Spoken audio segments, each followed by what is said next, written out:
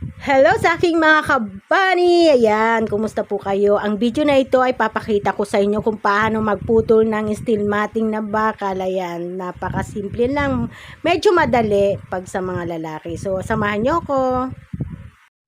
Ayan, makikita nyo, mas maganda kung nakalatag ng buong buo yung steel matting.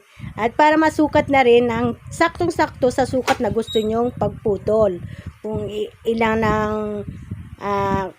ang sukat na gusto nyong putulin. So, yan, nakita nyo, dapat yung lugar maluwag. So, ayan, makikita nyo na kailangan i-set up muna yung mga gagamitin.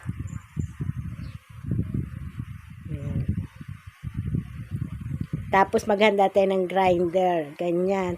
Pag grinder niya, hindi masyadong putol, konti-konti, kasi para mas madali na lang babaliin na lang mamaya. Ayan, panurin po natin, samahan nyo na lang po ako.